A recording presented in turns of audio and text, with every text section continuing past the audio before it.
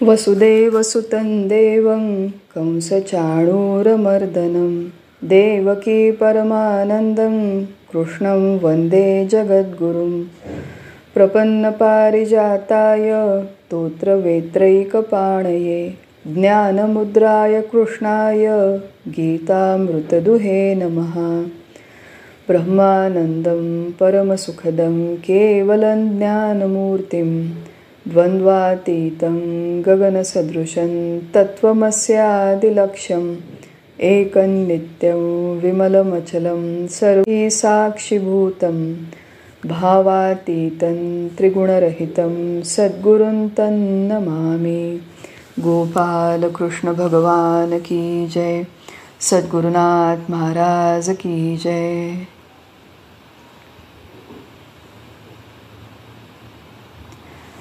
भगवान श्री गोपाल कृष्ण के चरणों में वंदन करते हैं। श्रीमद् आदि शंकराचार्य को वंदन करते हैं। हमारे सद्गुरु परम पूज्य डॉक्टर काका और हमारे आचार्य मंदाताई जी गंधे, इनको वंदन करते हैं, सादर प्रणाम करते हैं। आप सब श्रोताओं को मैं विनम्र अभिवादन करती हूँ और श्रीमद् भगवद गीता के अभ्यास के इस नई श्रृंखला को आज प्रारंभ करते हैं। स्वयं भगवान श्री कृष्ण जिसके प्रवक्ता हैं और महारथी महायोद्धा अर्जुन जहाँ पर श्रोता है, ये भगवद गीता आध्यात्मिक तत्वज्ञान का एक विशेष महत्वपूर्ण ग्रंथ है। गीता की विशेषता इसमें है कि मानवीय जीवन से संबंधित अत्यंत सर्वश्रेष्ठ तत्वज्ञान का ग्रंथ होते हुए भी इसका प्रबोधन एकांत में नहीं हुआ। किसी नदी के किनारे पर, समंदर के किनारे पर, किसी आश्रम में, वन में या किसी पर्वत पर नहीं हुआ। बीच रणांगण पर जो कही गई और एक महासंग्राम जिसकी पार्श्वभूमि है, महासंग्राम के पार्श्वभूमि पर जिसका प्रबोधन हुआ, ऐसी भगवद गीता समस्त मानवों के लिए परम कल्याणदायी सर्वगुण संपन्न ऐसा ग्रंथ है। भगवान श्री कृष्ण ने कह के रखा है गीता में कि जन्म कर्म च मे दिव्यम, मेरा जन्म और मेरे कर्म दोनों ही दिव्य है। तो ऐसे दिव्य स्वरूप स्वयं नारायण जिसके प्रवक्ता है, ऐसे भगवद गीता ये सर्व लोगों के लिए एक मंगलकारी गीत है। गीत जो गाया जाता है, जो गाया जाता है, उसे गीत कहते हैं। भगवद गीता ये स्वयं भगवान का गीत है। भारतवर्ष के हमारी परंपरा में अनेक सारे गीताओं की रचना हुई। ये गीताएं पुराणों का प्रमुखतः भाग है। गणेश पुराण में गणेश गीता, पद्म पुराण में शिव गीता, महाभारत में विदुर गीता, अनुगीता और व्याध गीता इनकी रचना हुई है। रामायण में राम गीता, भागवत में हंस गीता, कपिल गीता या फिर स्कंद पुराण में प्रसिद्ध गुरु गीता, ऐसे अनेक सारे गीता ग्रंथ हमारे अभ्यास के लिए उपलब्ध हैं। अष्टावक्र गीता और अवधूत गीता जैसे कुछ स्वतंत्र गीता ग्रंथ भी हैं। लेकिन गीता इस एक शब्द का उच्चारण करते ही केवल भगवान श्री कृष्ण और अर्जुन के बीच में हुआ, रणांगण पे हुआ ये दिव्य संवाद हमें स्मरण आता है। इतनी ये भगवद गीता ग्रंथ की महानता है, इतनी इसकी महती है। गीता इस एक शब्द से यही एक दिव्य संवाद संपूर्ण जग में प्रचलित है, ज्ञात है, प्रसिद्ध है। संपूर्ण मानव जाति पर इसका प्रभाव रहा है, ऐसा ये महत्वपूर्ण ग्रंथ है। गीता के अभ्यास के पहले गीता महात्म्य पढ़ने का, श्रवण करने की एक परंपरा रही है। गीता महात्म्य का अभ्यास किया जाए, गीता की महती जानी जाए, ऐसी एक परंपरा रही है। 2-3 अलग अलग तरह के गीता महात्म्य हैं, जिसमें से एक वाराह पुराण में आया है और स्वयं श्री विष्णु ने ये गीता की महती कही है। मानवीय जीवन से जुड़े हुए जितने प्रमुख अंग हैं, उतने सारे अंगों से, उतने सारे दृष्टिकोणों से गीता की महती है। मनुष्य जीवन कर्म प्रधान है। कर्म करना, कर्तव्य करना, धर्म, भक्ति, उपासना और ज्ञान, ये मानवीय जीवन के कुछ विशेष प्रमुख अंग है और प्रत्येक दृष्टिकोण से गीता ने मनुष्य को प्रबोधन किया है। कर्म के बारे में श्री विष्णु कहते हैं, गीता ज्ञानम उपाश्रित्य त्रीन लोकान पालयाम्यहम। इस गीता के श्री गीता के तत्वज्ञान का आश्रय करके मैं तीनों लोकों का पालन करता हूँ। तीनों लोकों का पालन करना ये कितना बड़ा काम है।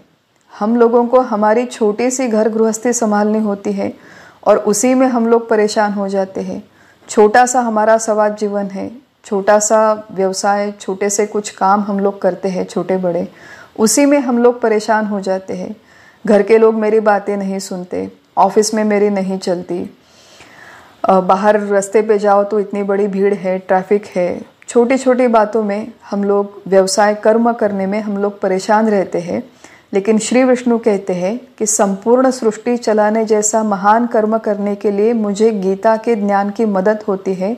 गीता मुझे वहाँ पर प्रबोधन करती है। किस दृष्टिकोण से करती है? तो श्री विष्णु आगे कहते हैं, प्रारब्धम भुज्यमानो हि गीताभ्यास रतः सदा स मुक्तः स सुखी लोके कर्मणा नोपलिप्यते। गीता की विशेषता ये है कि प्रारब्ध को भोगता हुआ जो मनुष्य सदा श्री गीता के अभ्यास में रत है। प्रारब्ध को भोगता हुआ मनुष्य मतलब संसार कर्म, कर्तव्य कर्म करता हुआ मनुष्य। देखिए, गीता हमें अपने कर्तव्य से, संसार से भागना नहीं सिखाती। संसार छोड़कर आध्यात्मिक अभ्यास करने के लिए किसी वन में जाना नहीं सिखाती। इसी घर में, इसी समाज में, इसी राष्ट्र में, इसी परिस्थिति में रहते हुए अपनी भूमिका, अपना कर्तव्य अत्यंत अच्छी तरह से निभाते हुए कर्म के बंधन से मुक्त होना संभव है। श्री विष्णु कहते हैं कि इस तरह जो गीता के अभ्यास में रत रहता है, अपना कर्तव्य करते हुए जो गीता का अभ्यास करता है, स मुक्तः स सुखी लोके, वही इस लोक में सुखी होता है, वो मुक्त होता है। कर्मणा नोपलिप्यते, इतना बड़ा कर्म करते हुए भी उसे उस कर्म का बंधन नहीं होता, कर्म के बंधन से उसे मुक्ति होती है।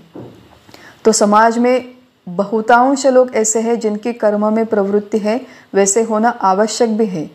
लेकिन लोग कर्म करते हैं, उसके साथ साथ ही कर्म के बंधन में भी लिप्त होते हैं। गीता हमें वो शास्त्र सिखाती है, वो कला सिखाती है, वो दृष्टिकोण देती है जिससे हमारा कर्तव्य, हमारी भूमिका, हमारे काम हम अत्यंत अच्छी तरह से करें, लेकिन उन कामों का हमें बंधन ना हो, उसमें हम लिप्त ना हो। ये दृष्टिकोण हमें गीता देती है, इसलिए उसकी महती है। धर्म के दृष्टिकोण से भी महती है। श्री विष्णु कहते हैं कि गीतायाः पुस्तकम यत्र यत्र पाठः प्रवर्तते तत्र सर्वाणि तीर्थानि प्रयागादीनि तत्र वै। तीर्थ यात्रा करना, किसी तीर्थ क्षेत्र में जाना, ये हमारे भारतीय समाज जीवन का एक महत्वपूर्ण हिस्सा रहा है। बहुत सारे लोगों की ये इच्छा होती है कि हम लोग चारी धाम की यात्रा करें, हम लोग हरिद्वार में चले जाए। कई सारे लोग जाते हैं और कई सारे लोग जा भी नहीं पाते, या फिर हर वर्ष नहीं जा पाते। तो श्री विष्णु यहाँ पर कहते हैं कि जहाँ पर गीता का पाठ है वहीं पर प्रयाग आदि जैसे तीर्थ है, बहुत बड़े तीर्थ क्षेत्र है। तो अपने घर में गीता का पाठ करते हुए ही तीर्थ यात्रा का मानो पुण्य हमें मिलेगा। इतनी इस गीता ग्रंथ की महती है, धार्मिक दृष्टिकोण से भी महती है। तीसरा जो दृष्टिकोण कहा है कि जो लोग भक्ति करना चाहते हैं, भगवान के प्रति अपनी प्रीति को व्यक्त करना चाहते हैं, उनके दृष्टिकोण से भी एक मार्गदर्शन गीता हमें करती है। श्री विष्णु कहते हैं कि यत्र गीता विचारश्च पठनम पाठनम श्रुतम तत्राहम निश्चितम पृथ्वी निवसामि सदैव ही। जहाँ पर श्री गीता का विचार, पठन, पाठन तथा श्रवण होता है, वहीं पर पृथ्वी में मैं अवश्य निवास करता हूँ। तो हमारे यहाँ जहाँ भगवद गीता का सत्संग हो रहा है, पृथ्वी पर कहीं पर जहाँ पर गीता का अभ्यास होता है, वो प्रत्यक्ष श्री विष्णु का निवास स्थान है। गीता में हृदयम पार्थ, गीता में सारमुत्तमम। श्री गीता मेरा हृदय है और श्री गीता मेरा उत्तम सार है, ऐसा स्वयं श्री कृष्ण कहते हैं। तो जो गीता स्वयं श्री कृष्ण को इतनी प्रिय है, स्वयं श्री विष्णु को इतनी प्रिय है, उस गीता का अगर हम अभ्यास करेंगे तो वो भगवान के प्रति प्रीति करने का एक सुंदर मार्ग है। तो गीता जो लोग भक्ति करना चाहते हैं, उपासना करना चाहते हैं, जो लोग अपने भक्ति को विकसित करना चाहते हैं, उनको भी अत्यंत सुरेख मार्गदर्शन करती है। तो कर्म के दृष्टिकोण से, धार्मिक दृष्टिकोण से, भक्ति उपासना के दृष्टिकोण से इस गीता की महती है। और अंत में कहते हैं कि गीता में परमा विद्या ब्रह्म रूपा न संशयः। ये गीता मेरी परम श्रेष्ठ विद्या है, इसमें कोई संदेह नहीं है।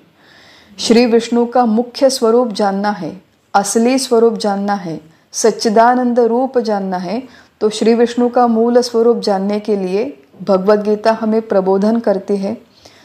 समाज जीवन में अनेक सारे व्यक्ति हैं। मराठी में हमारे कहावत है कि व्यक्ति तितक्या प्रकृति। जितने व्यक्ति, जितने मनुष्य है, प्रत्येक व्यक्ति की अलग अलग प्रकृति है, टेंडेंसी है, स्वभाव है, अपने अपने जीवन व्यतीत करने की एक पद्धति है। कोई मनुष्य कर्म अधिक करना चाहता है, कोई अधिक धार्मिक प्रवृत्ति का है, कोई अधिक भक्ति उपासना करना चाहता है, या फिर कोई व्यक्ति अधिक ज्ञान का अभिलाषी होता है, ज्ञान को वृद्धिंगत करना चाहता है। किसी भी स्वभाव का व्यक्ति हो, कोई भी प्रसंग हो, प्रत्येक व्यक्ति को प्रत्येक प्रसंग में मार्गदर्शन करने वाली ये अमूल्य गीता अभ्यास का एक अतिशय महत्वपूर्ण ग्रंथ है। ये गीता की महती है। गीता की महती कहते हुए एक और बात कही गई है गीता महात्म्य में कि एकम शास्त्रम देवकी पुत्र गीतम। अगर मनुष्य को अपने जीवन काल में किसी एक ही ग्रंथ का अभ्यास करने के लिए समय है, अवसर है, तो वह सर्वश्रेष्ठ तत्वज्ञान का ग्रंथ, शास्त्र ग्रंथ वो है जो देवकी के पुत्र ने, भगवान श्री कृष्ण ने अर्जुन को रणांगण पर कहा था। ये देवकी पुत्र का गीत भगवद गीता सर्वश्रेष्ठ शास्त्र ग्रंथ है। थोड़ा विचार करते हैं कि ऐसा क्यों कहा होगा। आज मनुष्य को अपने आप को मदद करने के लिए, सेल्फ हेल्प जिसे कहते हैं, अनेक सारी किताबें, ग्रंथ, वीडियोस, ट्यूटोरियल्स, वर्कशॉप, यूट्यूब के वीडियो, स्पॉटिफाई, पॉडकास्ट जैसे बहुत सारे मीडियम उपलब्ध है। लेकिन इतने सारे ग्रंथ, वीडियोस, ऑडियोस होते हुए भी यहाँ पर कहा है कि एकम शास्त्रम देवकी पुत्र गीतम। गीता का अभ्यास क्यों करना चाहिए, मनुष्य को अपने जीवन में ये अभ्यास क्यों करना चाहिए, उसके कुछ कारण देखते हैं। सबसे पहला कारण है कि गीता मनुष्य के जीवन का समग्र और सार्वभौम पद्धति से विचार करती है। अनेक सारे शास्त्र हैं जो मनुष्य के जीवन का केवल तत्कालिक या प्रासंगिक विचार करते हैं। जो शास्त्र किसी एक विषय का, एक परिस्थिति, एक काल या एक स्पेसिफिक समाज के समूह के लिए विचार करता है, उसे प्रासंगिक विषय, प्रासंगिक शास्त्र कहते हैं। कुछ ऐसी समस्याएं, विषय है जो केवल एक स्पेसिफिक काल के लिए मानवीय जीवन से संबंधित है, एक स्पेसिफिक परिस्थिति से संबंधित है। आजकल जैसे उदाहरण लीजिए कि आर्टिफिशियल इंटेलिजेंस की बातें हो रही है, एआई टेक्नोलॉजी की बातें हो रही है कि जनरेटिव एआई की वजह से मनुष्य के आने वाले जीवन पद्धति में बहुत बड़ा बदलाव आने वाला है, ट्रांसफॉर्मेशन आने वाला है। कई लोग कहते हैं अच्छी बात है, कई लोग कहते हैं इसमें बहुत सारी समस्याएं हैं। ये जो भी विषय है, ये जो भी समस्या है, ये आज के मानवीय जीवन से जुड़ी हुई है। 200 साल पहले ये समस्या हमारे जीवन में नहीं थी।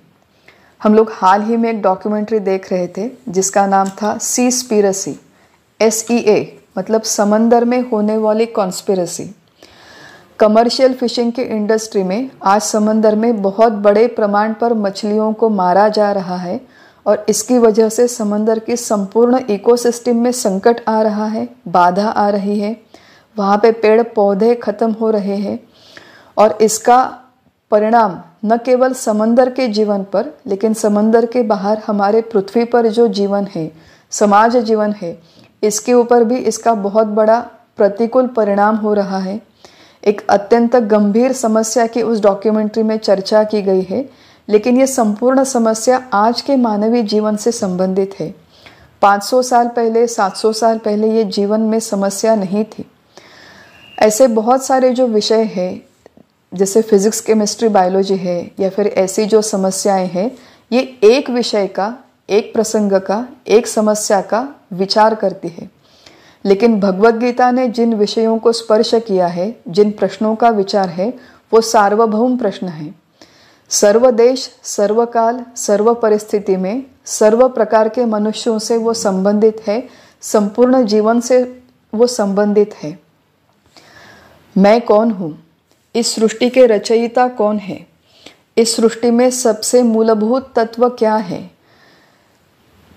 इस तरह के जो मूलभूत प्रश्न हैं, इनका संवेदनशील मानवीय बुद्धि ने हमेशा से विचार किया है। केवल भारत के लोगों ने विचार किया ऐसी बात नहीं, तो सारे देशों के सर्वकाल के सर्व लोगों ने इनका विचार किया है। इस मानवीय जीवन में शाश्वत सुख पाना क्या संभव है? सारे मनुष्य सुखी होना चाहते हैं। सर्व जाति, सर्व वर्ण, सर्व आयु, सर्व परिस्थिति के गरीब अमीर लोग, सर्व शिक्षण, सर्व बैकग्राउंड के लोग सुखी होना चाहते हैं, समाधानी होना चाहते हैं। उसके लिए वो अलग अलग मार्ग ढूंढते हैं। अलग अलग मार्ग से, अलग अलग साधनों की मदद से वो सुखी होना चाहते हैं। लेकिन बाहर के साधनों के मदद से प्राप्त होने वाला सुख ये तत्कालिक सुख होता है, प्रासंगिक सुख होता है। वो बाहर की परिस्थिति, साधनों या उपकरणों पर निर्भर करता है। भगवद गीता जिस सुख के बारे में सोचती है वो किसी साधन पर, किसी बाहर की परिस्थिति पर निर्भर नहीं है, किसी व्यक्ति, वस्तु, घटना के या परिस्थिति के ऊपर निर्भर नहीं है, जो सर्वकाल उपलब्ध है, जो कभी समाप्त नहीं होता। ऐसे परमानेंट, शाश्वत, यूनिवर्सल सुख के बारे में, यूनिवर्सल मानवीय समस्याओं के बारे में, विषयों में और मुद्दों पर भगवद गीता विचार करती है, प्रबोधन करती है। इसलिए कहते हैं कि एकम शास्त्रम देवकी पुत्र गीतम। दूसरा कारण है कि मनुष्य का जीवन हमेशा से संघर्षमय रहा है। वैयक्तिक, पारिवारिक, सामाजिक, राष्ट्रीय सारे स्तरों पर मनुष्य के जीवन में झगड़ा है, कॉन्फ्लिक्ट है।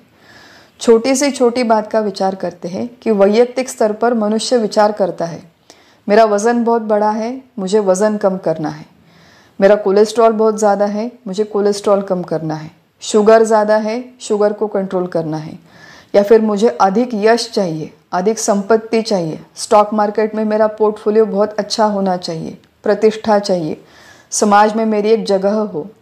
तो जीवन में कुछ अधिक हो, कुछ कम हो, इसके लिए वैयक्तिक स्तर पर मनुष्य हमेशा संघर्ष करता है।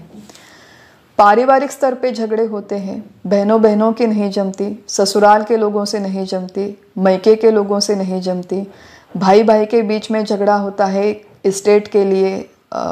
ऐसे अनेक सारे पारिवारिक स्तर पर संघर्ष है। व्यावसायिक स्तर पर है, कॉरपोरेट पॉलिटिक्स जिसे हम कहते हैं, या फिर वन अपमैनशिप कहते हैं कि एक दूसरे को नीचा दिखाना, एक दूसरे की टांगे खींचना, ये व्यावसायिक जीवन में हमारे आम तौर पे होता है। कई सारे लोग कहते हैं कि I am trapped in a job, कि ऐसा काम मुझे करना पड़ता है अपनी चरितार्थ के लिए, अपने गृहस्थी के लिए, जो काम मुझे बिल्कुल पसंद नहीं। तो व्यावसायिक स्तर पर संघर्ष होता है। सामाजिक स्तर पर अगर हम लोग बाहर जाएं आज, तो बहुत सारी दुकानों में भीड़ है, एयरपोर्ट पे बहुत बड़ी कतार लगी हुई रहती है, रेलवे स्टेशन पे है, आप बस स्टैंड पे चले जाओ, किसी दुकान में चले जाओ, सारी जगह पर भीड़ है, पार्किंग नहीं मिलती, या फिर महंगाई होती है। हमने आजकल सुना कि यूएस में राइस की, चावल की शॉर्टेज हो रही है, भारत में टमाटर के दाम बढ़े हुए हैं। तो हमारा एक जो दैनिक जीवन है, दिन प्रतिदिन का जीवन, छोटी छोटी बातों के लिए हमें झगड़ना पड़ता है, संघर्ष करना पड़ता है। कुछ ऐसी परिस्थिति है कि जो बाहर के परिस्थितिवश हमारे जीवन में संघर्ष आता है।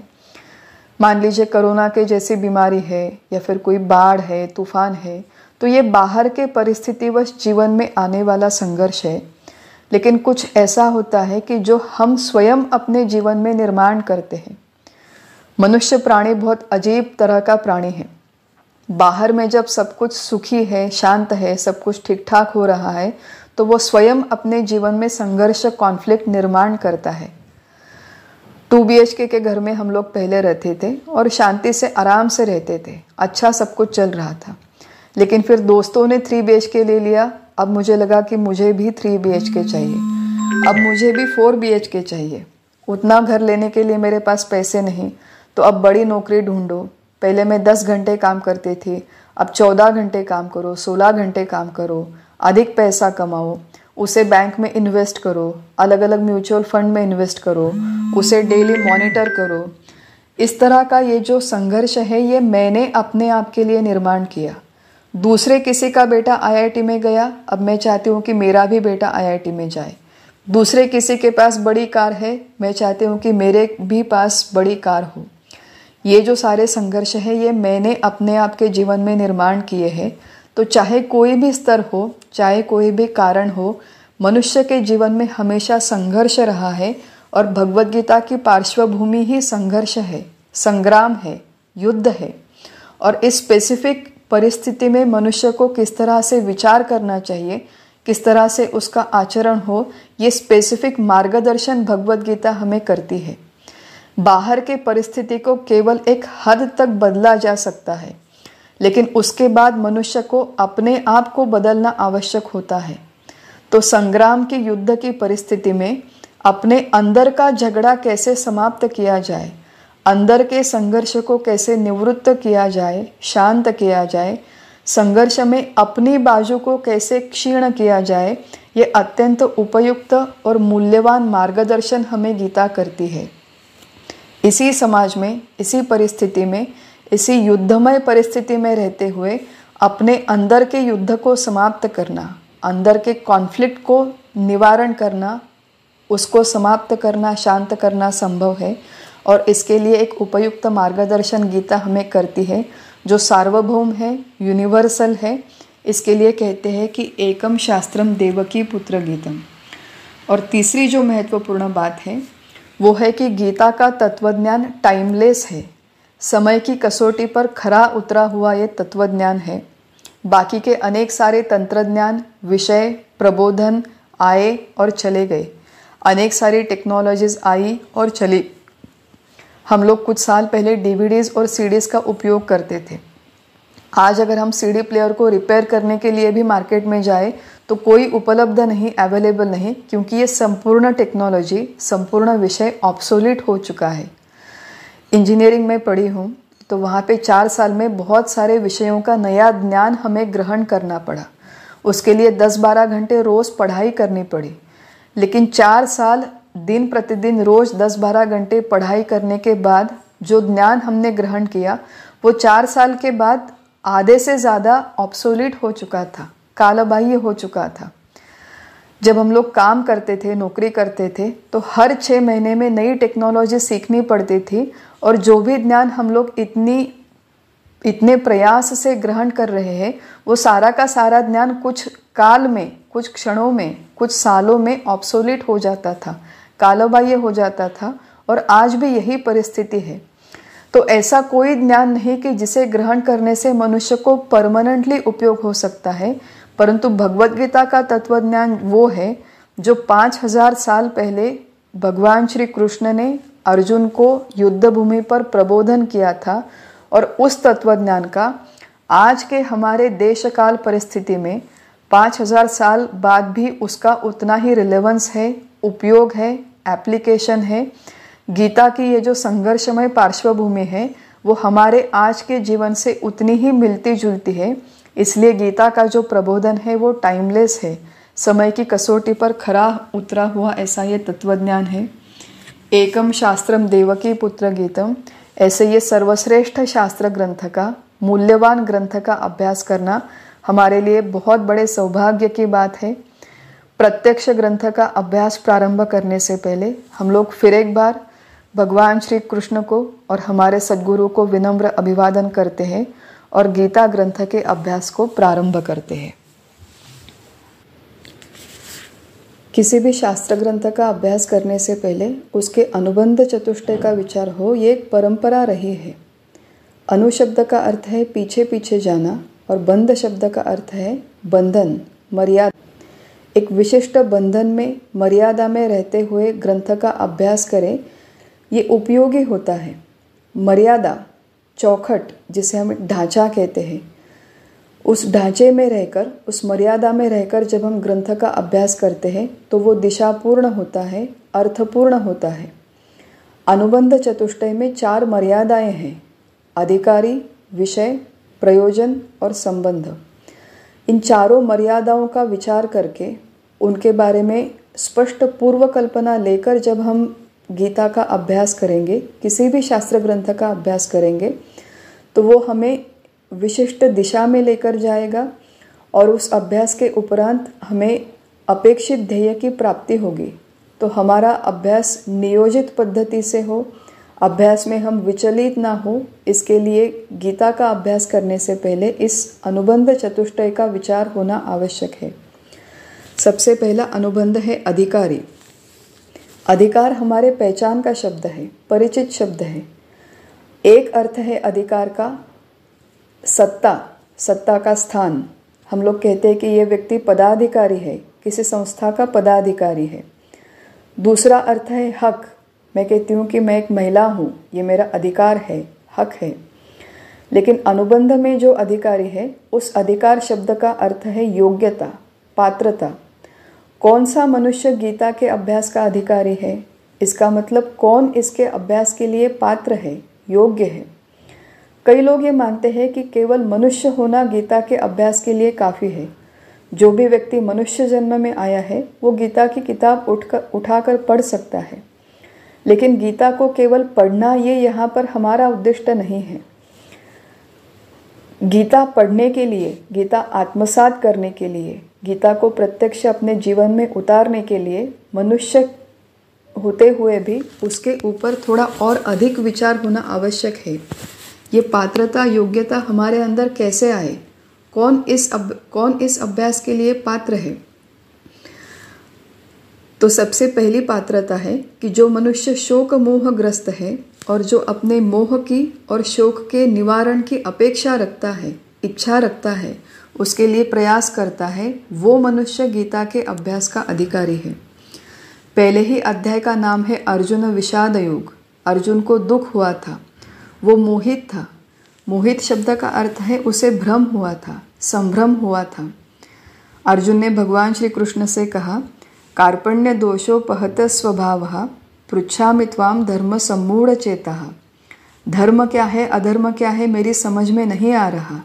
योग्य क्या है, अयोग्य क्या है, मुझे क्या करना चाहिए, क्या नहीं करना चाहिए, मुझे नहीं समझ में आ रहा। मेरे पिता, मेरे चाचा, मेरे गुरु, मेरे परिवार वाले, इनको मारने की कल्पना से मैं दुखी हो रहा हूँ।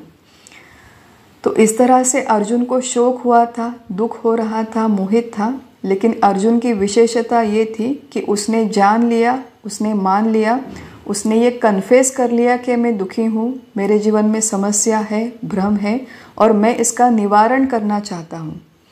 तो गीता के अभ्यास के लिए सबसे पहले ये मानसिकता आवश्यक है। मनुष्य अपने स्वयं के जीवन का, अपने स्वयं के आज के स्थिति का परीक्षण करे, अभ्यास करे, क्या समस्याएं हैं इनको समझे और उन समस्याओं का निवारण वो स्वयं करना चाहे। कई सारे दुख हमारे जीवन में होते हैं। कुछ दुख स्पष्ट होते हैं, जैसे मान लीजिए कोई नुकसान हुआ, किसी का मृत्यु हुआ, कोई बीमारी हो गई, ये स्पष्ट दुख है।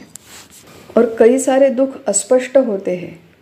पश्चाताप है, मन में किसी के बारे में मत्सर है, जलन है, क्रोध है, भय है, चिंता है, ये सारे अंदर के दुख हैं। तो मनुष्य कई बार डिनायल मोड में होता है।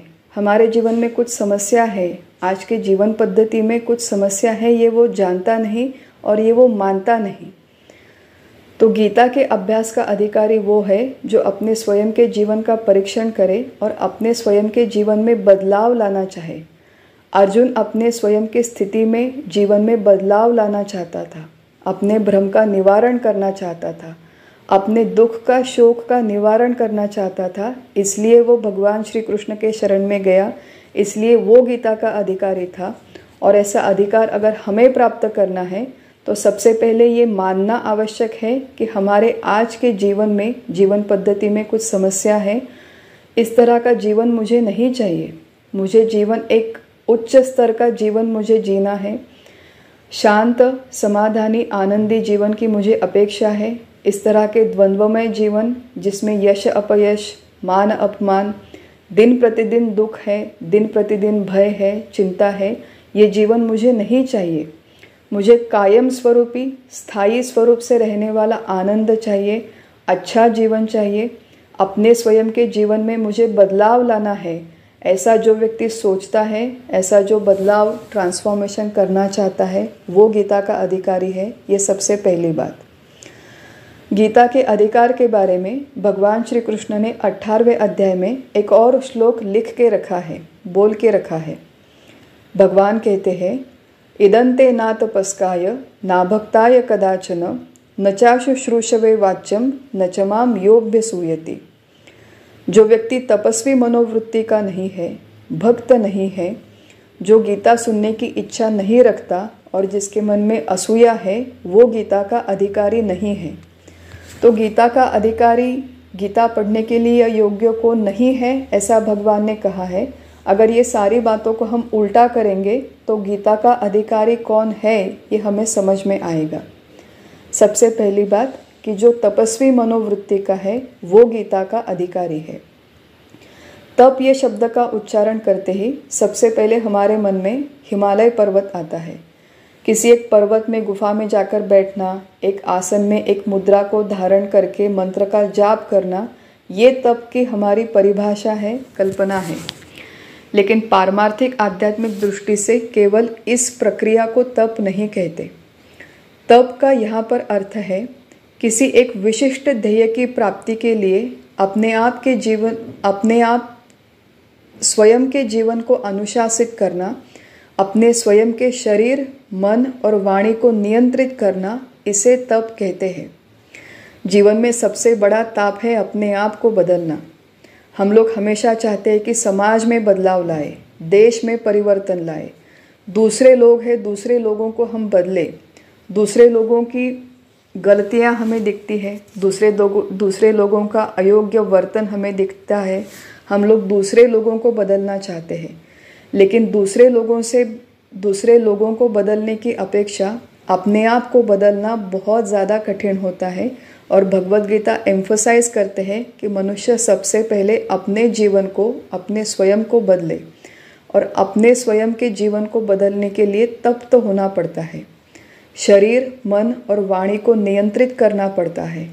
एक जो पूर्व नियोजित, पूर्व संस्कार के अनुरूप हमारा जीवन चल रहा है, जो जीवन पद्धति है, लाइफस्टाइल है, उसे आमूलाग्र बदलना पड़ता है। और इसके लिए जो प्रयत्नशील रहता है उसे तपस्वी मनोवृत्ति का व्यक्ति कहते हैं। वो गीता के अभ्यास का अधिकारी है।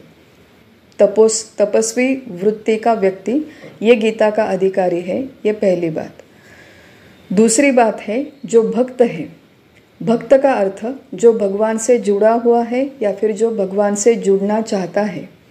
भगवान से जुड़ने की इच्छा रखने वाला, जो भगवान के ऊपर श्रद्धा रखता है, और न केवल भगवान श्री कृष्ण के ऊपर, लेकिन ब्रह्म नाम का तत्व है, आत्मा नाम का तत्व है, जिसका गीता में वर्णन किया गया है, वो तत्वज्ञान हो सकता है। मूलतः ये तत्वज्ञान इंद्रिय अगोचर है। इसका दुनिया के किसी भी लैबोरेटरी में प्रयोग करके इसकी सिद्धि होना संभव नहीं है। ये तत्वज्ञान को समझने के लिए सबसे पहले इस तत्वज्ञान पर श्रद्धा होना आवश्यक है। मैं देह नहीं हूँ, ये संपूर्ण दृश्य विश्व सत्य नहीं है। ये देह छोड़कर मेरा एक कोई अस्तित्व हो सकता है। ये दृश्य विश्व के पीछे एक और कोई अंतिम सत्य हो सकता है। इन बातों पर एटलीस्ट बेसिक विश्वास रखने वाला व्यक्ति गीता के श्रवण का अधिकारी है, गीता के अभ्यास का अधिकारी है। जो श्री कृष्ण को मानता हो या फिर भगवान श्री कृष्ण ने कही बातों को मानने की इच्छा रखता हो, ऐसा भक्त, श्रद्धालु व्यक्ति, तपस्वी वृत्ति का व्यक्ति गीता का अधिकारी है। ये बातें भगवान यहाँ पर कहते हैं। तीसरी बात, अशुश्रूषु या फिर उसकी उल्टी बात, मतलब जो गीता के श्रवण करने की इच्छा रखता हो।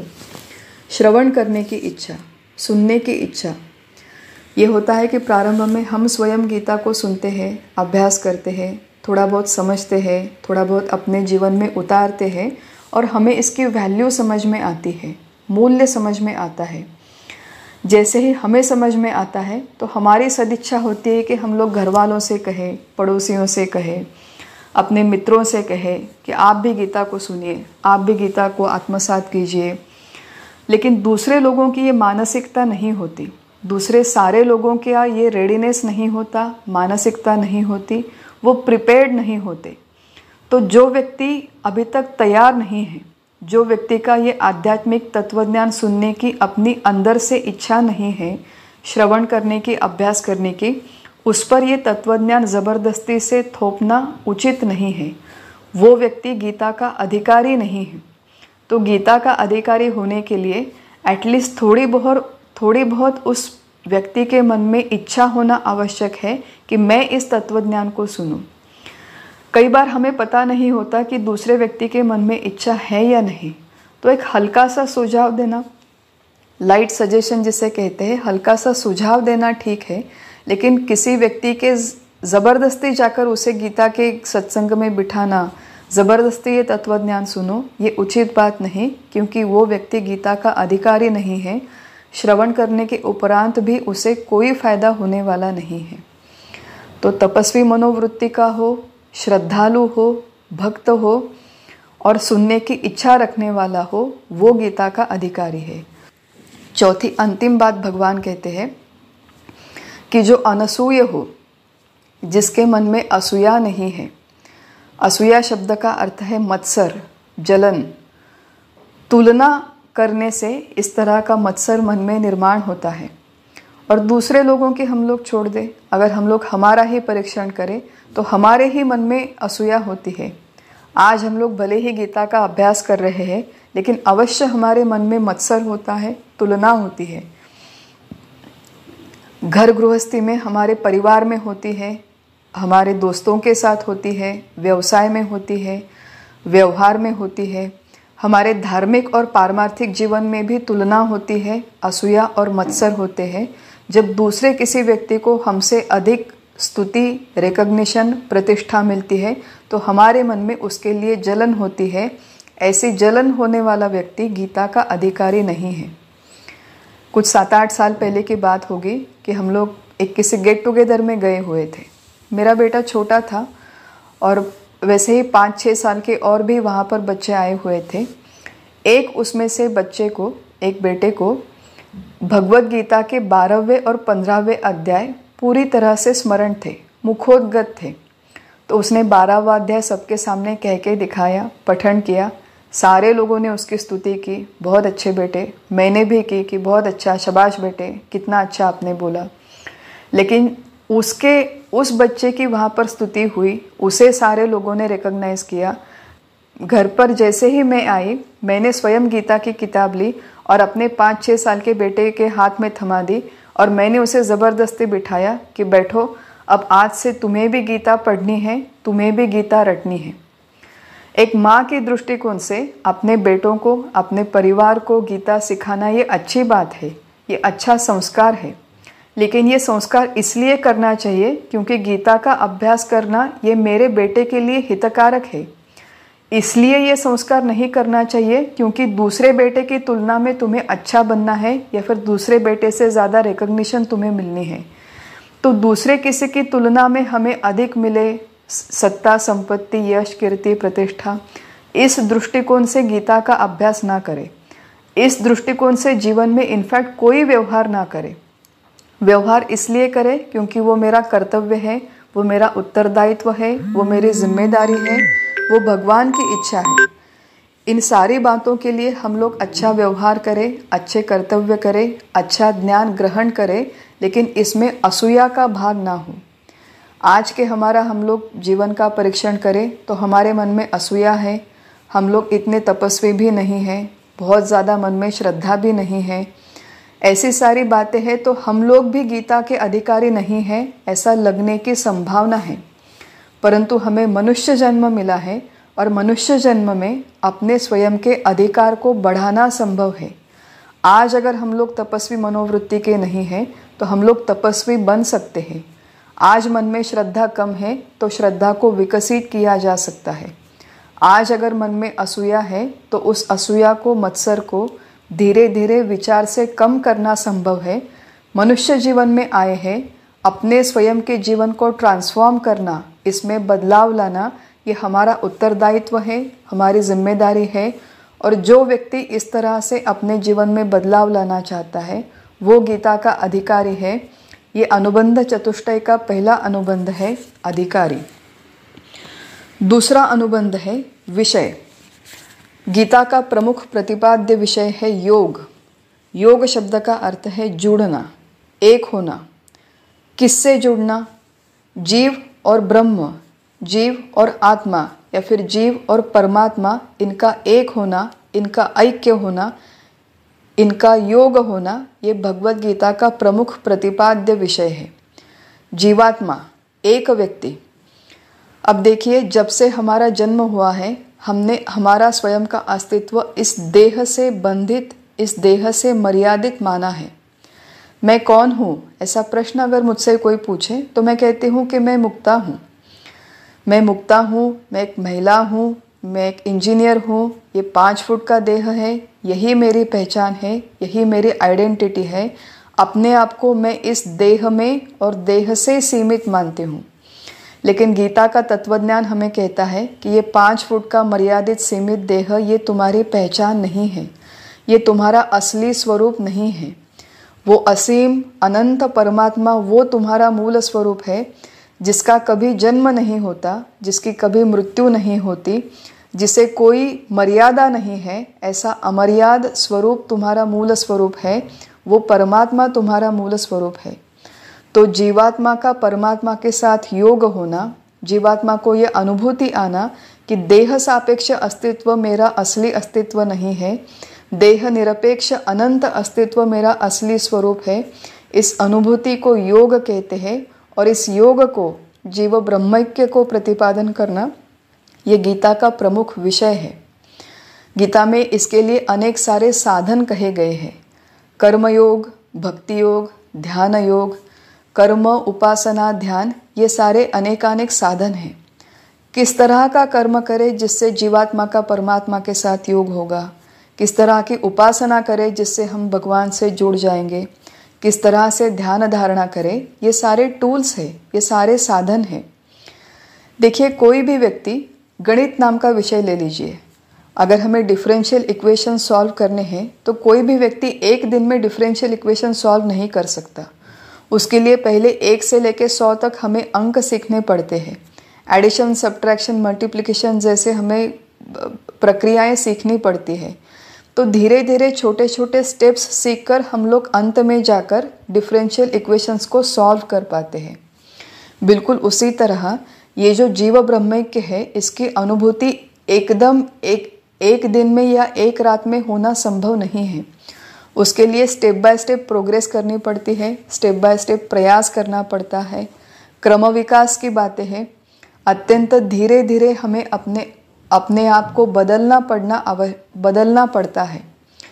ये जो बदलाव है, ये जो योग है, इसकी सिद्धि एक दिन में या एक रात में होने वाली नहीं है। तो ये जो धीरे धीरे प्रयास करने वाले सारे स्टेप्स हैं, कर्म, उपासना और ज्ञान, इन सारी बातों का विस्तृत वर्णन गीता में आया हुआ है। ये वर्णन करना गीता का प्रमुख प्रतिपाद्य विषय है। एक बात हम लोग समझ लेंगे कि किसी भी वेदांत शास्त्र के ग्रंथ के अभ्यास में ये एप्लीकेबल है। आत्मज्ञान होना, जीव ब्रह्मैक्य की अनुभूति होना, ये अंतिम बात है। लेकिन इस अनुभूति के लिए मनुष्य का चित्त शुद्ध हो और चित्त पूरी तरह से शांत हो, ये आवश्यक है। वेदांत शास्त्र की प्रणाली में ये कहा गया है कि निष्काम कर्म से चित्त शुद्धि होती है, निष्काम उपासना से चित्त शांत होता है और केवल शुद्ध और शांत चित्त में ज्ञान का उदय होता है। तो मनुष्य का चित्त शुद्ध हो और शांत हो, ये गीता के अभ्यास के लिए अत्यंत आवश्यक है। मेरा चित्त शुद्ध है या नहीं, ये कैसे पहचाने? अगर किसी भी कर्म के बारे में मन में चुभन है, ये काम मैंने क्यों किया और ये काम मैंने क्यों नहीं किया, और पता नहीं कहाँ से मेरी मत मारी गई और मैंने ये काम किया, इस तरह के विचार जब तक मन में आते हैं, इसका अर्थ कर्म ठीक तरह से नहीं किया और चित्त अशुद्ध है। चित्त अगर एक किसी विषय पर एकाग्र नहीं होता, इसका अर्थ वो फोकस्ड नहीं है, शांत नहीं है। तो निष्काम कर्म करने से चित्त शुद्ध होता है, निष्काम उपासना से चित्त शांति होती है। निष्काम कर्म कैसे किया जाए, निष्काम उपासना कैसे की जाए, ये सारा मार्गदर्शन भगवद गीता में आता है। और चित्त जब शांत और शुद्ध हो जाता है तो उसे अंतिम शुद्धि और अंतिम शांति की खोज रहती है। और अंतिम शांति और सुख, शुद्धता केवल आत्म तत्व में है, परमात्मा तत्व में है।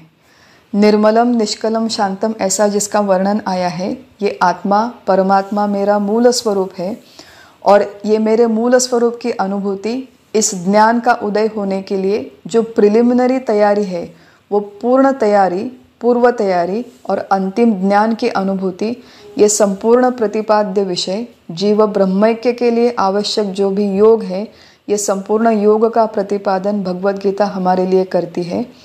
ये अनुबंध चतुष्टय का दूसरा अनुबंध है। पहला अनुबंध है अधिकारी, दूसरा अनुबंध है विषय, तीसरा अनुबंध है प्रयोजन। प्रयोजन मतलब उद्दिष्ट।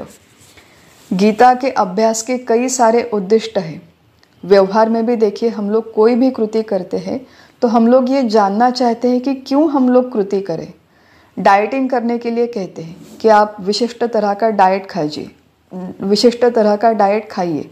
आजकल ये फैड चल रहा है कि ग्लूटेन फ्री खाइए। अब क्यों ग्लूटेन फ्री खाना है? वो खाने से क्या होगा? आपको रोज़ एक्सरसाइज करनी चाहिए। क्यों एक्सरसाइज करनी चाहिए? वो करने से क्या होगा?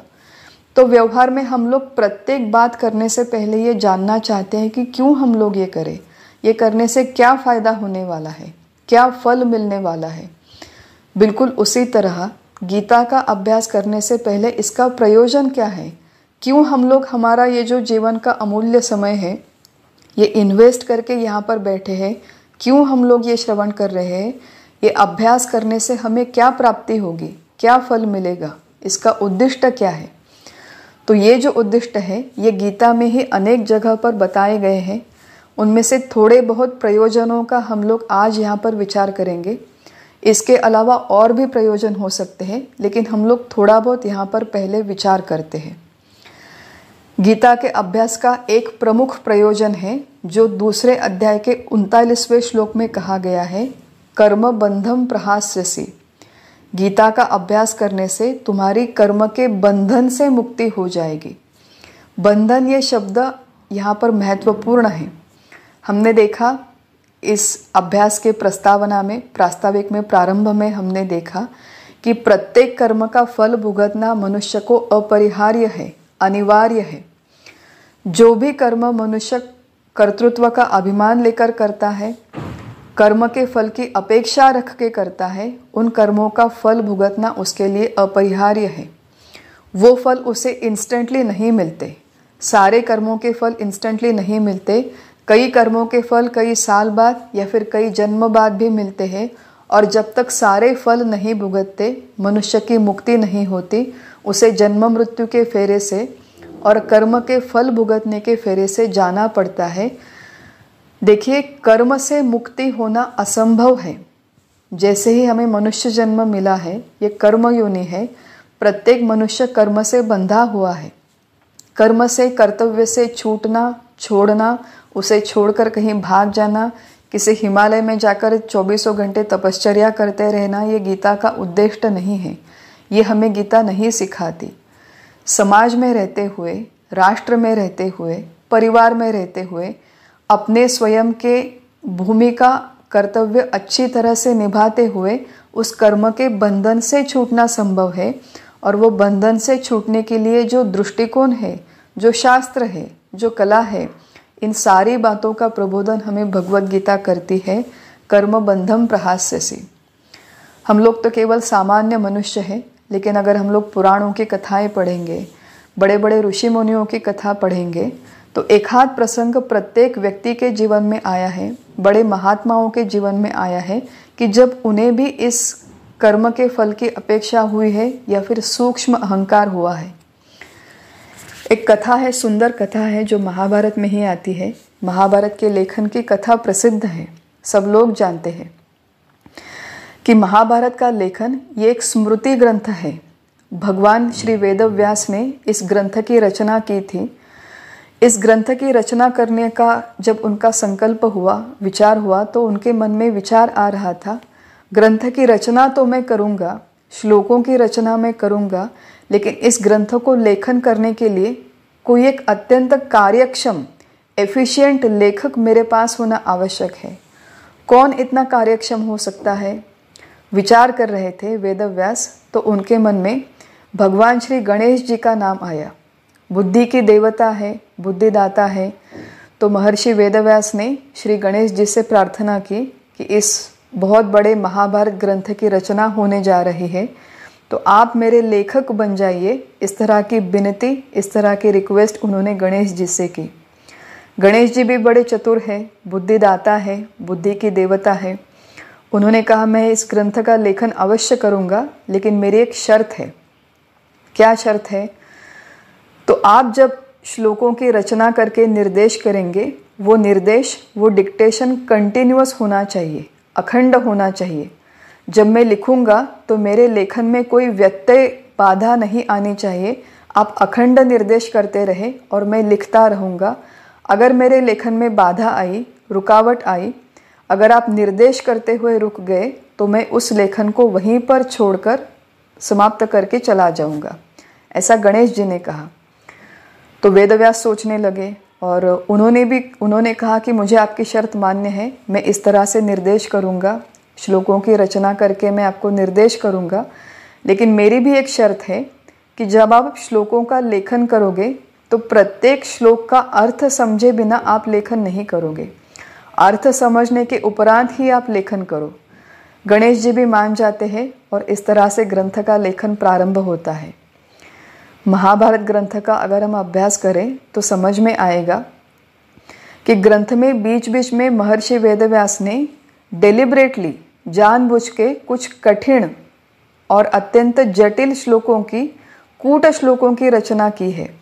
गणेश जी के पास जब ये कूट श्लोक आते थे तो वो विचार करते थे, थोड़ा देर रुक जाते थे और विचार करके अर्थ समझ के फिर उन श्लोकों को लिखते थे। और वो जो समय था उसमें फिर महर्षि वेदव्यास आगे के श्लोकों की रचना करते थे। बहुत दिनों तक ये लेखन प्रपंच चला। अब ग्रंथ के समाप्ति का समय आया है। महर्षि वेदव्यास बैठे हैं, अंतिम कुछ 5-6 श्लोक बचे हैं। गणेश जी लिख रहे हैं और महर्षि वेदव्यास आंखें बंद करके अंतिम जो 5 श्लोक है उनकी रचना मन ही मन में कर रहे हैं। और इस प्रसंग में उनके मन में एक सूक्ष्म विचार आया, सूक्ष्म, अति सूक्ष्म अहंकार की लकीर आई कि इतने बड़े ग्रंथ की रचना मैंने की, महाभारत जैसे अत्यंत महत्वपूर्ण की ग्रंथ की रचना मैंने की। ऐसा सूक्ष्म विचार एक सेकंड के लिए शायद उनके मन में आया होगा और फिर वो आगे अपने काम में लग गए। और थोड़ी देर में, अभी तक उन्होंने अपनी आंखें खोली नहीं थी, इन श्लोकों का निर्देश भी नहीं किया था, इतने में उन्हें संगीत के सुर सुनाई दे, श्री राग के सुर सुनाई दिए जो वीणा पर बजाया जा रहा था। ऐसा श्री राग उन्होंने सुना। उन दिनों में ये प्रथा थी, ये प्रचलित था कि जब मनुष्य के कल्याण के लिए किसी बड़े कार्य की समाप्ति होती थी तो कार्य की समाप्ति पर श्री राग का वादन हो, ये एक प्रचलित प्रथा थी। महर्षि वेदव्यास सोच रहे हैं कि अभी तक मेरे ग्रंथ की समाप्ति नहीं हुई, ये जो अंतिम श्लोक है इनका निर्देश अभी तक मैंने नहीं किया है, तो इतने जल्दी ये पहले ही मैंने श्री राग के सुर कैसे सुने। आंखें खोल के उन्होंने देखा तो वहाँ से गणेश जी गायब हो चुके थे। जो भी कागज़ पत्ते थे जहाँ पर गणेश जी लिख रहे थे वो सारे इकट्ठा करके उन्होंने कपड़े में बांध के रख दिया था और गणेश जी वहाँ से गायब हो गए थे। अब महर्षि वेदव्यास सोच रहे हैं और वो पत्ते खोल के देखते हैं तो अंतिम पत्र पर वही 5-6 श्लोक जिनकी महर्षि वेदव्यास ने अपने मन ही मन में रचना की थी, वही 5-6 श्लोक, अंतिम श्लोक वहाँ पे लिखकर गणेश जी गायब हो गए थे। तो महर्षि को जो समझना था वो समझ गए कि ये जो संपूर्ण कार्य है ये केवल ईश्वर की नियोजन से हो रहा था। इसमें किसी भी, जिस तरह महाभारत की ग्रंथ रचना जैसा महान कार्य केवल महर्षि वेदव्यास को एक निमित्त बनाकर किया गया। निमित्त मात्रम भव सव्यसाची, ये गीता का संदेश है। आज हमारे जीवन में जितने भी प्रसंग है उसमें हम केवल निमित्त मात्र है। ये बहुत बड़ा संदेश हमें गीता दिलाती है। क्यों दिलाती है? क्योंकि कर्म बंधम प्रहास्यसि। हम लोग ये सोचते हैं कि मैं हूँ इसलिए यहाँ पर ये काम हो रहा है, मैं हूँ इसलिए मेरा परिवार चल रहा है, इसलिए ये संस्था चल रही है, इसलिए ये बिजनेस चल रहा है, इसलिए नौकरी में ये काम हो रहा है।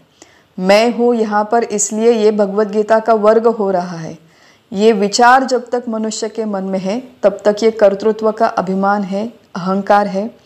ऐसे किसी व्यक्ति के होने या न होने से ये दुनिया नहीं चलती, नहीं रुकती। किसी एक व्यक्ति के लिए, किसी एक व्यक्ति के होने से ये चलने वाली और रुकने वाली दुनिया नहीं है। प्रत्येक मनुष्य की भूमिका यहाँ पर केवल एक निमित्त है, केवल वो माध्यम है। और एक अत्यंत सुंदर दृष्टिकोण हमें भगवत गीता दिलाती है। इस तरह का विचार हमारा विकसित हो, ये गीता के अभ्यास का एक प्रमुख प्रयोजन है, उद्दिष्ट है। इसी के मदद से कर्म बंधम प्रहास्यसि, हमारी कर्म के बंधन से मुक्ति हो जाएगी। और ये गीता के अभ्यास का प्रयोजन है। दूसरा प्रयोजन है स्वल्पमप्यस्य धर्मस्य त्रायते महतो भयात्। बड़े से बड़े भय से तुम्हारी मुक्ति हो जाएगी। गीता का अभ्यास करने का उपयोग क्या है कि बड़े से बड़े भय से तुम्हारी मुक्ति हो जाएगी। बड़े भय की बातें हम लोग छोड़ देते हैं, छोटे बड़े भय की बातें करते हैं। कि हमारे यहाँ मेरे पहचान की एक लड़की थी, कुछ 16-17 साल की उम्र होगी। कह रहे थे कि मुझे सूर्य नमस्कार करने से डर लगता है। मैंने कहा सूर्य नमस्कार करने में क्या समस्या है, डरने की क्या बात है। तो वो जो थी लड़की, उसकी हाइट बहुत ज़्यादा थी। वो कहती थी कि मैंने सुना है सूर्य नमस्कार करने से हाइट बढ़ जाती है, तो मैं डरती हूँ कि मेरी हाइट और भी ज़्यादा बढ़ जाएगी, इसलिए मैं सूर्य नमस्कार नहीं करती हूँ। वास्तव में उसे डर लग रहा था। कई सारे लोग हैं कि मैंने रात में सपना देखा कि एक सर्प ने आके, एक सांप ने आके मुझे काट लिया, तो दिन में जगने के बाद भी वो डरते रहते हैं कि कहीं सांप ना आ जाए और मुझे काट ना जाए। एक कुछ बच्चों का ग्रुप था, सारे बच्चे पिकनिक पर गए हुए थे, समंदर के किनारे पर पिकनिक पर गए, कॉलेज के बच्चे थे। और वहाँ पे खेलते खेलते एक किसी बच्चे की, एक किसी युवक की उस पानी में जाकर मृत्यु हो गई। पानी में चला गया, पानी ने उसे खींच लिया और उसकी मृत्यु हो गई। तो बाकी जितने सारे बच्चे किनारे पर खेल रहे थे, उनके मन में समंदर के पानी का कायम स्वरूपी भय बैठ गया। तो ऐसे हमारे व्यवहार में जुड़े कितने सारे भय हैं, इनसिक्योरिटीज़ है, चिंता है, और सबसे बड़ा महाभय मृत्यु का है। ये हमारे मन में कायम रहता है। प्रत्येक व्यक्ति के भय का विषय अलग है, चिंता का विषय अलग है। प्रत्येक व्यक्ति अपना भय और चिंता स्पष्ट स्वरूप से दूसरों से नहीं कहता, लेकिन ये दूसरों से कहने की बातें नहीं है। ये अपने आप हम हमारे मन में जाने, हम हमारे मन में कन्फेस करें कि इस विषय में मैं चिंतित हूँ, भयभीत हूँ, और ये जो भी चिंता भय हमारे मन में है, इसका पूर्ण निवारण करने का काम भगवत गीता करती है।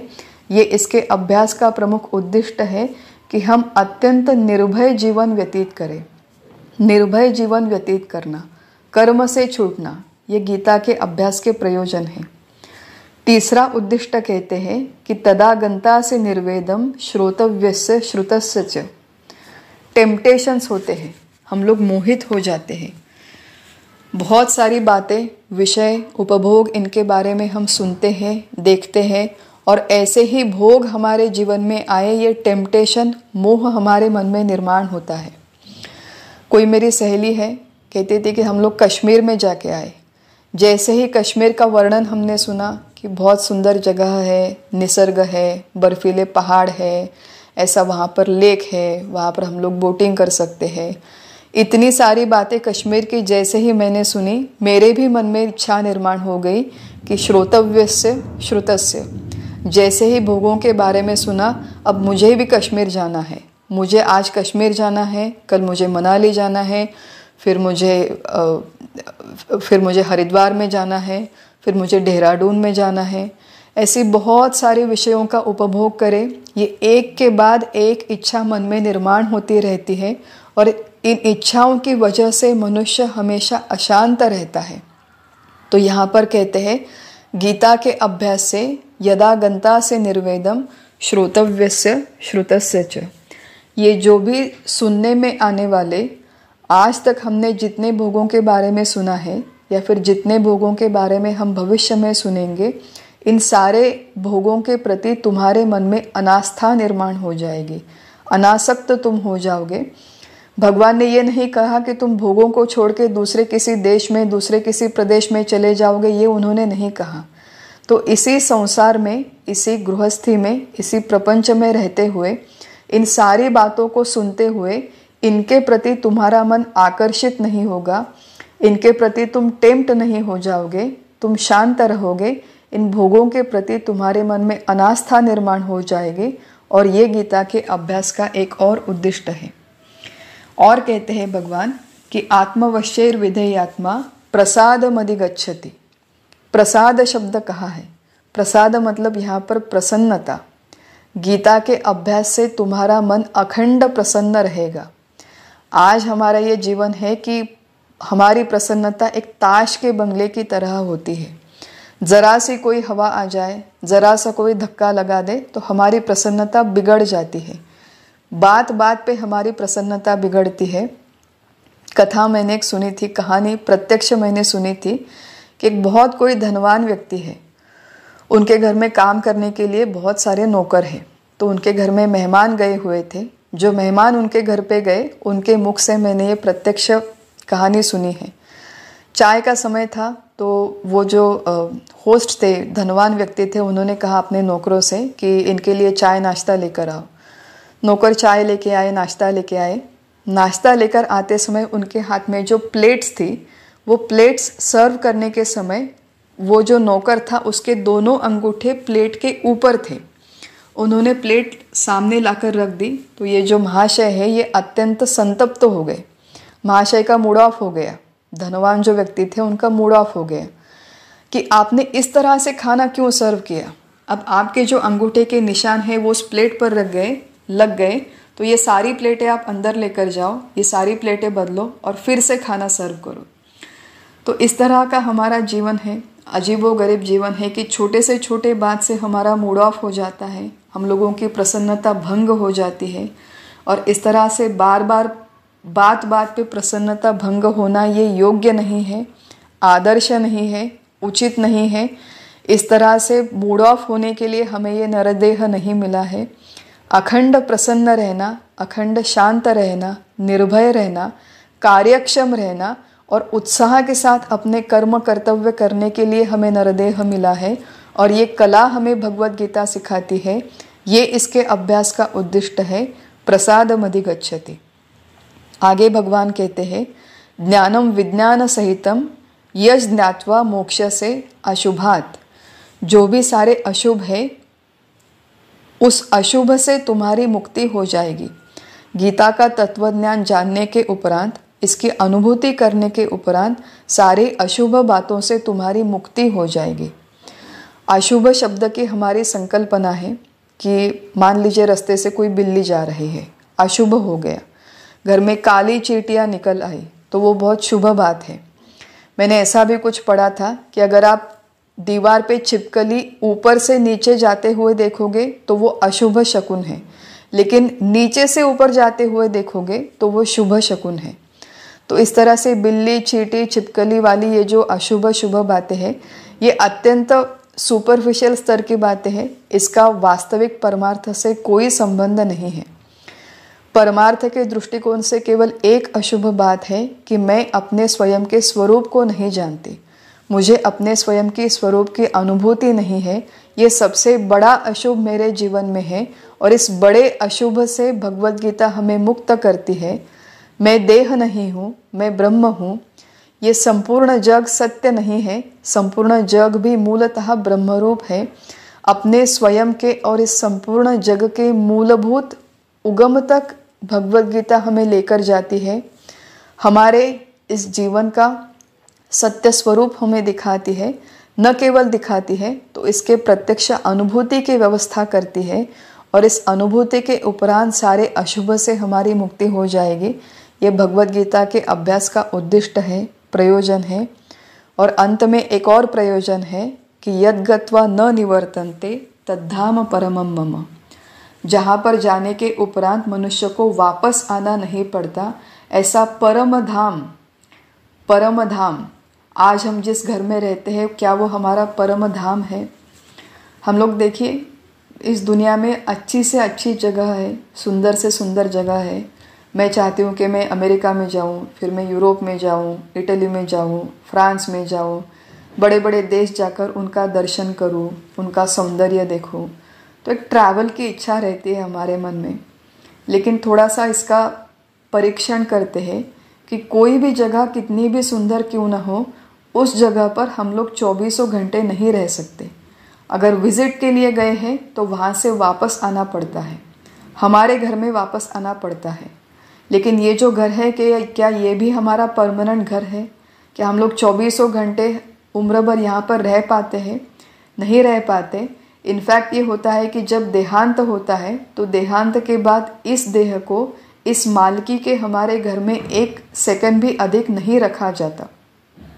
तो इसमें से कोई भी घर, कोई भी जगह अंतिम जगह नहीं है।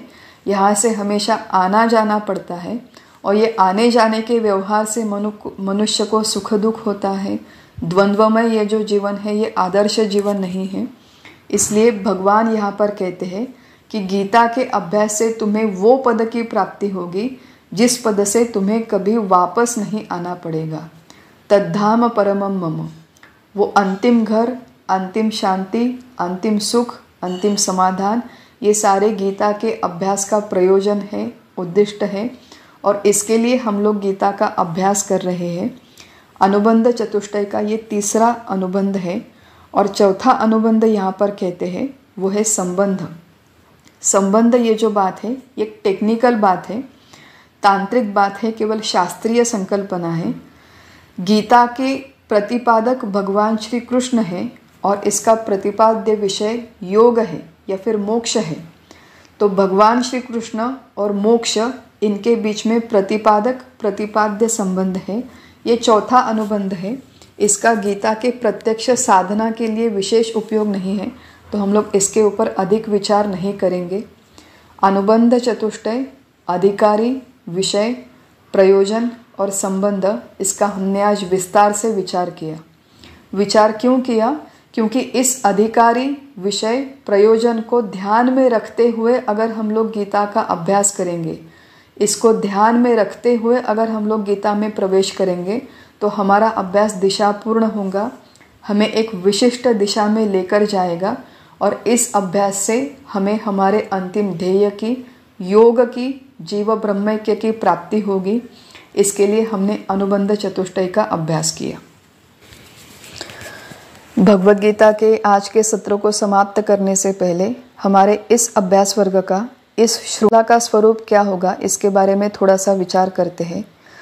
हमारे इस अभ्यास में 3 प्रमुख संदर्भ ग्रंथ है। एक है शांकर भाष्य। श्रीमद् आदि शंकराचार्य ने गीता के ऊपर जो मूल टीका लिखी थी वो शांकर भाष्य, ये एक ग्रंथ। हमारे सद्गुरु परम पूज्य डॉक्टर काका, इन्होंने गीता दीप स्तंभ नाम की गीता में मराठी में टीका लिखी है, वो दूसरा ग्रंथ। और संत श्री ज्ञानेश्वर महाराज, इन्होंने मराठी में भगवद गीता पर एक काव्यात्मक टीका लिखी है जिसे ज्ञानेश्वरी ग्रंथ कहते हैं।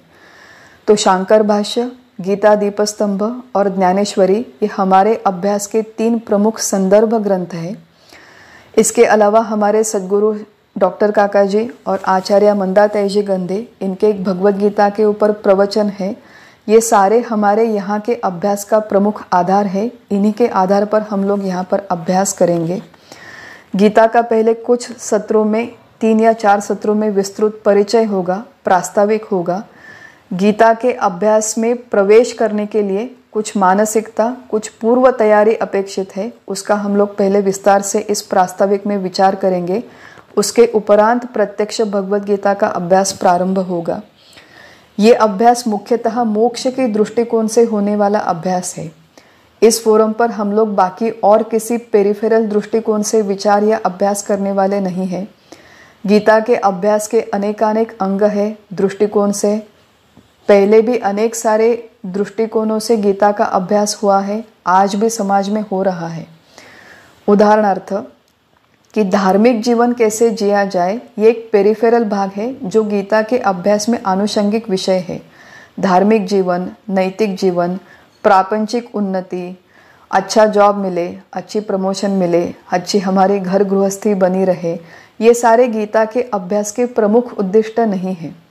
या फिर दूसरी तरह से कि गीता के अभ्यास का एक स्कॉलरली अभ्यास करना, पीएचडी के लिए अभ्यास करना, इसके जो श्लोक है इसके नए नए इंटरप्रिटेशंस है उनकी खोज करना, दूसरे टीकाओं के साथ इनका तुलनात्मक अभ्यास करना, ये हमारा इस फोरम पर प्रमुख उद्देश्य नहीं है। कोई भी सामाजिक समस्या का हल ढूंढने के लिए हम लोग यहाँ पर अभ्यास नहीं करेंगे। पर्यावरण के दृष्टिकोण से ग्लोबल वार्मिंग का सोल्यूशन ढूंढने के लिए हम लोग यहाँ पर गीता का अभ्यास नहीं करने वाले हैं। या फिर और भी कई दृष्टिकोण है कि ध्यान कैसे लगाया जाए, डाइटिंग युक्त आहार कैसे हो, प्राणायाम कैसे किया जाए, अलग अलग आसन कैसे किए जाए, ये सारे गीता में आने वाले अलग अलग सब टॉपिक्स है। लेकिन गीता का जो प्रमुख उद्देश्य है वो केवल योग है, वो केवल मोक्ष है। जीव ब्रह्मैक्य के दृष्टिकोण से ये अभ्यास हमारे पूर्व शंकराचार्य ने किया था, हमारे ज्ञानेश्वर महाराज ने किया था, हमारे सद्गुरु परम पूज्य डॉक्टर काका ने किया था। और उसी परंपरा को आगे बढ़ाते हुए हमारा जो यहाँ पर अभ्यास है ये मुख्यतः साधना की दृष्टिकोण से, गीता को हमारे जीवन में प्रत्यक्ष उतारने के दृष्टिकोण से और मोक्ष के दृष्टिकोण से होने वाला है। आज का जो हमारा सत्र है जिसमें हमने प्रमुखतः गीता की महती देखी, अनुबंध चतुष्टय का विचार किया, आज के हमारे सत्र को यहीं पर समाप्त करते हैं। हरिओम तत्सत।